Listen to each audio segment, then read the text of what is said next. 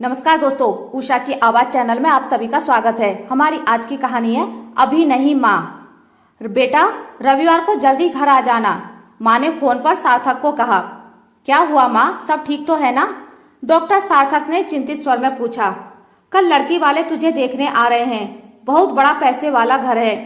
लड़की के पिता सरकारी ठेकेदार हैं। सुना है लड़की भी खूब पढ़ी लिखी और सुंदर है। माँ ने अपनी और बेटे दोनों की पसंद बता दी। हमेशा की तरह माँ के स्वर में खुशी व उत्साह दोनों ही थे, और खुशी तो हद के पार थी। अभी नहीं माँ, मैं इस रविवार को नहीं आ सकता। एक बहुत जरूरी ऑपरेशन है। डॉक्टर सार्थक की आवाज में टालने का अंदाज था। पर बेटा, मैं उन्हें आने के लिए हाँ कह चुकी हूँ कि तुम रविवार को आ रहे हो। माँ के चेहरे पर हताशा और गुस्सा दोनों थे। माँ, उन्हें पता है कि मैं डॉक्टर हूँ और डॉक्टर को कभी भी इमरजेंसी आ सकती है। डॉक्टर सार्थक ने माँ को मनाने की कोशिश की। माँ सब समझ गई कि उसका बेटा फिर टालने की कोशिश कर रहा है, क्योंकि डॉक्टर सार्थक पहले भी ऐसा कई बार कर चुका था। हालांकि पहले की बात अलग थी, क्योंकि तब वह चिकित्सक की पढ़ाई कर रहा था। अब तो उसकी पढ़ाई खत्म हो चुकी है। अब क्यों नाटक कर रहा है? आने दो इस बार उसको। क्या उसके जीवन में कोई और लड़की है? पता नहीं कौन और कैसी होगी। इस बार तो उसे पूरी तरह देख लूंगी। माँ गुस्से से बड़बड़ा उठी।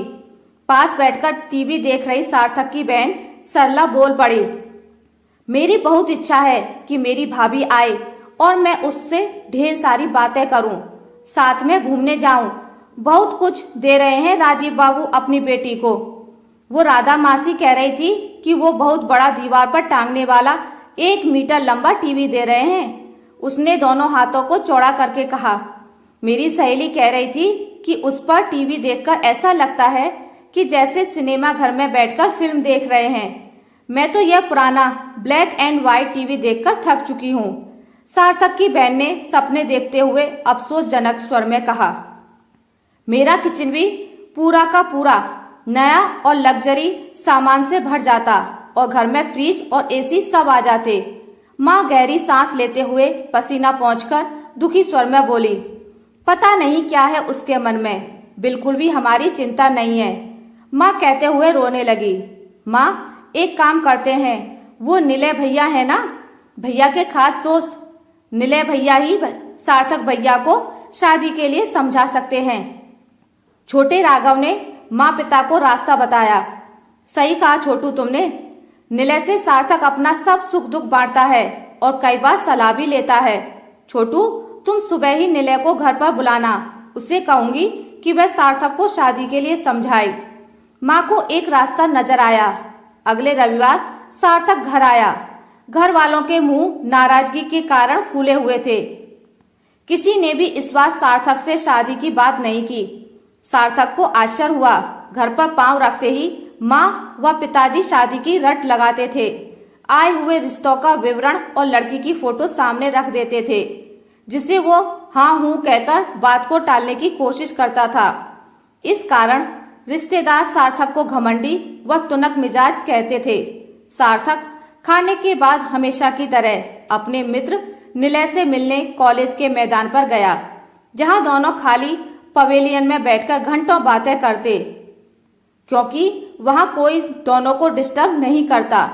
थोड़ी देर औपचारिक बातचीत के बाद निलय ने अपनी कसम देकर उसे शादी के बारे में पूछा। क्यों शादी करने में आनाकानी कर रहा है, जबकि पढ़ाई पूरी करके डॉक्टर बन चुका है? ओ, घर वालों ने इस बार जासूस भेजा है, सार्थक ने हंसकर कहा। यही समझ लो, पर बात को कहीं और घुमाकर मत ले जा। आज निलय पर दोस्त की मुस्कुराहट का कोई असर नहीं पड़ा। उसे भी सार्थक के घर वालों की तरह आश्चर्य होता था कि वह शादी क्यों नहीं कर रहा है।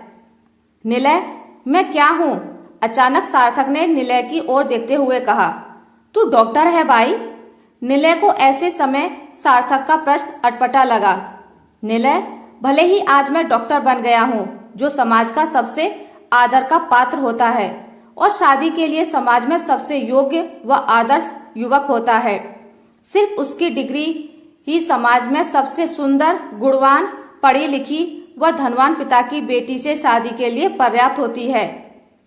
वह पैसे वाला व्यक्ति नहीं होता है, उसके पिता की हैसियत व बैकग्राउंड का कोई मतलब नहीं होता है, पर यह भी हकीकत है कि मैं डॉक्टर के साथ मध्यम वर्गीय परिवार का सदस्य भी हूँ, जिसमें उसका छोटा भाई व कुंवारी छोटी बहन भी है। तुम्हें पता है कि मेरे पिता प्राइवेट स्कूल में छोटे से क्लर्क हैं, जिन्हें मामूली सी तनख्वाह मिलती है, जिससे मुश्किल से ही घर चल पाता है। यदि हमारा घर पैतृक संपत्ति में नहीं मिलता तो हम आज झोपड़ी में ही रहते, क्योंकि पिता की छोटी तनख्वाह में हम भाड़े का घर भी अफोर्ड नहीं कर सकते। मुझे सरकारी स्कूल में पढ़ने व प्रथम आने के कारण साइकिल व छात्रवृत्ति मिली, जो अब तक मेडिकल कॉलेज के अंतिम वर्ष तक मिल रही थी, क्योंकि वहां भी मैं अच्छी रैंक से पास हुआ। उसी छात्रवृत्ति से मैं पढ़ रहा था और कभी भी पिता पर बोझ नहीं बना। अपनी सच्चाई स्वीकारते हुए सार्थक ने कहा, जानता हूँ दोस्त, मुझे तुझ पर गर्व है। सार्थक के कंधे पर हाथ रखकर निलय ने सहानुभूति पूर्वक कहा, यह मैं तुम्हें आज इसलिए बता रहा हूँ कि कुछ समय पहले मुझे मेरे से सीनियर छात्र, जो मेरे से 2 वर्ष आगे थे, मिले थे। उनसे मिलने के बाद ही मैंने शादी के बारे में विचार बदल गए। मेरे हॉस्टल में मेरे रूम के सामने ही मेरे से सीनियर छात्र डॉक्टर आशीष बोस, जो मेरे से 2 क्लास आगे थे। जब मैंने MBBS में प्रवेश लिया था तब वे अंतिम साल में थे। वे बहुत ही अच्छे इंसान थे और रैंकर भी थे, पर उनकी आर्थिक स्थिति मेरे जैसी ही थी और वे भी छात्रवृत्ति पर पढ़ रहे थे। उन्हें पता था कि मध्यम वर्गीय छात्रों को मेडिकल कॉलेज में क्या क्या मुश्किलें आती हैं, कैसे वो दूसरों को साधन संपन्न देखकर मानसिक अवसाद का शिकार होते हैं। उस बारे में मुझे बताया और कैसे उनका सामना करना है और बचना है वो भी समझाया। उन्होंने मुझे हमेशा उचित सलाह दी, भले ही वो सलाह पढ़ाई के बारे में हो या फिर व्यक्तिगत जीवन के बारे में। उनकी पढ़ाई पूरी होने के बाद वे हॉस्टल से चले गए। मुझे उनकी हमेशा कमी महसूस होती थी। वो सरकारी हॉस्पिटल में काम कर रहे थे और अगले महीने ही आशीष बोस शादी कर रहे थे। हम बहुत से कॉलेज के छात्र जो उनके खास थे शादी में गए थे। बहुत भव्य शादी थी। ऐसी शादियां मैंने सिर्फ फिल्मों में ही देखी थी और अखबार में पढ़ी थी, क्योंकि उनके ससुर बहुत बड़े बिल्डर थे। उनकी इतने पैसे वाले घर में शादी का एकमात्र कारण सिर्फ और सिर्फ उनका डॉक्टर होना ही था, जो समाज का सबसे बड़ा प्रतिष्ठित पद था। उन्हें शादी में वह सब कुछ मिला जो उनके घर में नहीं था, जिसकी इच्छा हर मेरे जैसा व्यक्ति का परिवार करता है। उनके घर वाले बहुत खुश थे यह सब कुछ लग्जरी पाकर। उसके बाद लंबे समय पश्चात लगभग 2 साल बाद आशीष बोस मुझे मेडिकल कॉलेज में 2 महीने पहले मिले, जब वे सरकारी मीटिंग में आए थे। मैं और वे, हम दोनों बहुत खुश थे इतने समय बाद मिलकर। मैं बहुत उत्साहित था उन्हें देखकर, पर उनके चेहरे पर वो मुस्कान और हंसमुखता नहीं थी जो उनके कॉलेज समय में थी। मैंने बातों ही बातों में यह बात व उसका कारण उनसे पूछा तो वे बोले, चलो हमारी लाइब्रेरी के सामने बैठते हैं, जहां हम कॉलेज के समय में खाली पीरियड में बैठते थे। सार्थक, मैं डॉक्टर की पढ़ाई पूरी होते ही तुरंत अमीर लड़की से शादी करके बहुत बड़ी गलती कर बैठा। जैसे वो अपनी घुटन को मेरे सामने निकालना चाहते थे। क्या मतलब बॉस? मैं समझा नहीं। मेरे व उसके परिवार की आर्थिक हालत में दिन रात का अंतर था, जमीन आसमान का अंतर था, पर मैं और मेरा परिवार उनकी दौलत के आगे झुक गए थे। सच बताऊं, जैसे उन्होंने मेरे से शादी डॉक्टर होने के कारण की थी, वैसे ही हमने उनके यहाँ शादी दौलत के कारण ही की। तो इसमें गलत क्या हुआ बॉस? मुझे अभी तक बात समझ में नहीं आई। शादी के बाद उसके साथ बहुत सारा कीमती सामान भले ही मेरे घर आ गया हो, पर हम यह भूल गए थे कि यह सब कुछ उन्होंने मेरे परिवार को नहीं, अपनी बेटी को दिया है। इस कारण उसका कीमती सामान उसके सिवाय कोई और उपयोग करे, यह मेरी पत्नी को गवारा नहीं था। वह बड़ी घमंडी है। दूसरी, हमारी आर्थिक स्थिति कमजोर होने के कारण वो हमें इस कारण से हीन भावना से देखती है, जैसे आमतौर पर समृद्ध भारतीय आर्थिक रूप से कमजोर भारतीयों को देखते हैं। वह बड़ी मुंहफट थी। मेरे घर वालों की अवहेलना के साथ बात बात पर ताने मारती थी। कि यह सारा सामान उसके पापा ने दिया है। मेरे घर में तनाव का वातावरण रहने लगा, यहाँ तक कि उसे मेरी तनख्वाह भी घर वालों पर खर्च करना गवारा नहीं था। उसके शौक बड़े थे और शादी के बाद वह शौक मेरे पैसे से ही पूरे करती थी। अपनी उदासी का कारण मेरे सामने रखा तो मैं हैरान था। आपने कुछ नहीं कहा? मैंने पूछा। मेरे कुछ भी कहने के कारण हम दोनों के बीच झगड़े होने लगे। उसके पापा की जान पहचान बहुत बड़ी थी और मेरा तबादला घर से दूर दूसरे कस्बे में करा दिया। मैं भी मान गया क्योंकि मैं रोज की किचकिच से तंग आ गया था। मैं शांति से रहना चाहता था।